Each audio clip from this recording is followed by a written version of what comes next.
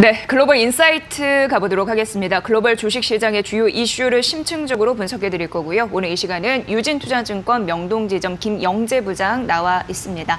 부장님 어서 오세요. 네, 안녕하십니까. 네, 반갑습니다.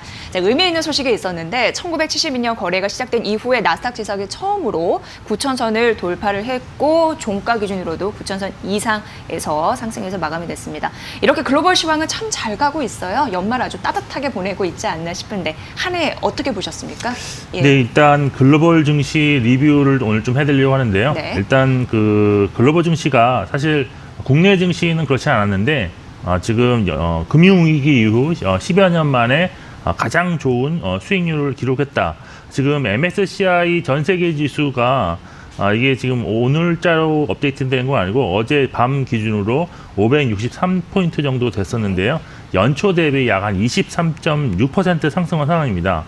사실 올해 전 세계 기업들의 그럼 실적 같은 경우가 작년 대비 소폭 줄어들음에도 불구하고 이렇게 좋은 주가 수익률을 기록한 것은 아무래도 지난 그 4분기 지난해 4분기죠. 미중 무역 분쟁 우려감에 급락한 것이 가장 큰 원인이었다. 그 이후 회복한 것이 높은 수익률을 만들었다고 보입니다. 올해 지수 흐름도 사실 미중 무역 협상 흐름과 동일한 궤적을 보였다 볼 수 있는데 무역 협상 기대감이 상승함으로 인해서 지수가 지금 상승한 이후에 무역 분쟁이 다시 격화되는 움직임이 보였던 중반기에는 조정을 보였고 그리고 11월 말부터는 다시 안도 랠리를 시연 중에 있다고 할 수 있겠습니다. 그리고 또 그 증시 상승에 도움을 주었던 팩터들을 좀 살펴보면 각국 중앙은행들이 완화적인 통화 정책을 추구하면서 기준금리 인하를 단행하고 여기에 보유자산 매각을 중단하면서 시중에 풍부한 유동성을 공급하는 것도 원인으로 작용했다고 할 수 있습니다. 그리고 또 시장별로 좀 접근해 보면 선진국 시장이 상대적으로 더 강한 모습을 나타냈고 신흥국 시장에서는 일부 국가들의 그 수익률이 더 높다는 그런 차별화 장세가 나타났는데 수치상으로 MSCI 선진국 지수가 올해 25.7% 상승한 반면 신흥국 지수는 15.2% 상승에 그쳤습니다. 그리고 시장에 속해 있는 주요 국가들의 수익률도 선진국 시장은 다수의 국가들이 좋고 일부 홍콩이나 싱가포르 등의 일부 국가들의 수익률이 부진했던 반면 신흥국 시장은 브라질, 러시아 등 일부 국가들의 수익률이 좋고 다수의 국가들은 부진했다는 그런 특징이 있습니다. 신흥국 시장에 속해 있는 한국은 코스피 지수가 연초 대비 지금 7.7% 상승한 상황인데 신흥국 내에서도 매우 부진한 그룹에 속해 있을 정도로 상대적 부진이 아직도 좀 지속되고 있는 중이라 할 수 있겠습니다. 전 세계 지수에 속해 있는 업종별로는 IT 섹터가 44% 이상 상승하면서 가장 높은 수익률을 기록했고 경기 소비재와 산업재도 24% 이상의 높은 수익률을 기록했습니다. 반면 가장 부진했던 업종은 올해 8.7% 상승에 그친 에너지 업종인데 전반적으로 보면 글로벌 시장에서 경기 민감 업종들의 강세가 나타났고 그리고 반대로 경기 방어 업종들은 약세가 진행됐던 한 해였다라고 결론 내릴 수 있겠습니다. 네. 자, 글로벌 금융위기 이후에 글로벌 시장의 상승률이 돋보인다고 합니다. 제일 좋았던 거죠. 글로벌 금융위기 이후에요. 산타랠리 잘 즐기고 있는데 우리나라는 좀 못 미쳐서 좀 안타까운 부분입니다. 그렇다면 내년도 중요하겠죠. 이제 얼마 남지 않았으니까. 과연 선진국이 좋을까, 신흥국이 좋을까? 미국은 트럼프 재임 기간 동안 상승률이 꽤 괜찮았다고 하는데 추가적으로 상승할 수 있을지 또 우리나라는 조금 더 치고 올라갈 여지는 있는지 궁금해집니다. 어떻게 보십니까? 네, 일단 내년 글로벌 시장은 올해와는 조금은 반대되는 현상이 좀 나타날 수 있다고 보고 있는데요. 선진국보다는 신흥국 시장이 상대적으로 강할 수 있다고 저는 보고 있습니다.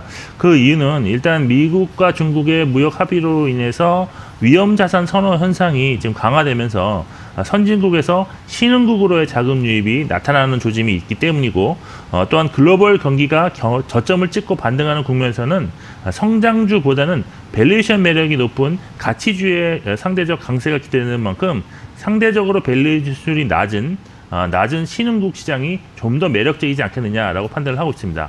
여기에 그 선진국 내에서는 미국은 좀 상대적으로 약세 가능성이 있다라고 보고 있는데 일단 현재 높은 밸류에이션 수준이 매우 부담되는 것이고요. 그리고 글로벌 제조업 경기 반등 가능성이 높아지면서 서비스업 중심의 미국 경제가 지금까지는 강세였지만 이제는 상대적으로는 약세를 보일 가능성이 있다고 할 수도 있겠습니다. 특히 그 내년 국내 증시는 상대적으로 매력도가 높다는 그런 평가를 받고 있는데 그 이유는 비슷한 구조를 가지고 있는 대만 증시는 올해 23% 상승에 이르는 큰 상승을 기록했지만 한국은 크게 상승하지 못했다는 점도 있고 또한 기업들의 실적 전망이 내년에 지금 좋기 때문에 밸류에이션 매력이 증가할 가능성이 높기 때문입니다. 현재 한국의 내년 주당 수익 증가율은 28%고요. 내후년은 21.8% 증가할 것으로 전망되고 있어서 이제는 밸류에이션 수준이 점진적으로 낮아질 수 있다는 점에서 주목받을 가능성은 있다고 할 수 있겠습니다. 마지막으로 향후 생각해 볼 수 있는 전략은 이제 곧 1월인데요. 1월은 1월 효과가 나타나면서 증시가 반등이 나타나는 가능성이 높은데 지난해 가장 부진했던 그런 업종들에 대한 새로운 긍정적인 전망이 나타나면서 상대적으로 강한 시세가 나타나는 경향이 과거에도 있었다는 점을 올해도 내년에도 좀 참고하실 필요가 있다. 결국 올해 부진했던 업종들, 예를 들어 국내에서는 유통, 건설, 철강, 증권 등이 상대적 강세가 나타날 수 있고 IT 업종의 상대적 약세가 나타날 가능성도 있다는 점 참고하시면 좋을 것 같습니다. 네. 이런 분석을 하루 빨리 접하시고 투자의 방향성을 딱 정하는 게 중요하지 않나 싶습니다. 신흥국이 내년에는 조금 더 강세 흐름을 보이면서 우리나라는 투자 매력도가 증가할 것이다라는 분석 큰 틀에서 참고해 보시면 좋을 것 같습니다. 자, 두 번째 이슈로 좀 가볼게요. 글로벌 제약바이오의 최대 행사라고 할 수 있는 이 JP모건 컨퍼런스 같은 경우에 헬스케어 컨퍼런스죠. 내년 1월 대기를 하고 있습니다. 바이오주가 좀 들썩일 수 있는 가능성이 있거든요. 벌써부터 이런 움직임이 포착이 되고 있고 어떻게 보십니까? 뭐가 주안점이라고 보세요? 일단 예. JP 모건 헬스케어 컨퍼런스에서 그동안 그 라이센스 아웃 같은 큰 거래가 시작되었다는 초기 그런 행사였다는 점에서 상당히 관심을 끌 것으로 일단 보고 있습니다. 일단 잠깐 소개해드리면 JP모건 헬스케어 컨퍼런스는 1983년부터 매년 미국에서 개최되는 글로벌 헬스케어 컨퍼런스인데요. 50여 개국에서 1,500개의 기업이 참여해 임상 결과 또는 기업을 소개하는 시간을 가지고 바이어들과의 미팅도 활발하게 진행된다는 특징이 있습니다. 그리고 매년 1월에 개최되는 관계로 3월 말 개최되는 미국 암학회, 그리고 6월에 개최되는 미국 임상종합회, 그리고 하반기인 9월에 개최되는 모건 스탠리 글로벌 헬스케어 컨퍼런스와 함께 제약 바이오 업종에 매우 큰 영향을 주는 4대 글로벌 학회 중 하나라고 할 수 있습니다. 네. 올해는 1월 13일부터 1월 17일까지 미국 샌프란시스코에서 개최되는데 2020년, 그러니까 내년은 특히 미국 대통령 선거를 앞두고 의약품 약가 인하 공약이 쏟아질 수밖에 없는 해이기 때문에 높은 약가를 받을 수 있는 신약들에 대한 다국적 제약사들의 관심이 더 높아질 수밖에 없어서 컨퍼런스 이후 의외의 그 긍정적인 결과가 나타날 가능성이 있는 해라고 할 수 있겠습니다. 국내에서는 공식적으로 초청을 받은 기업들이 다수 있는데요. 셀트리온, 삼성바이오로직스, 한미약품, 대웅제약, 메디톡스, 휴젤, ABL 바이오 등 약 20여 개 기업이 초청을 받았고 참석하는 기업까지 합하면 2019년처럼 50개 기업에 이를 것으로 일단 전망하고 있습니다. 이들 중에서 특히 주목을 받을 수 있는 종목은 글로벌 제약사와 미팅이 잡혀져 있는 그런 종목인데요.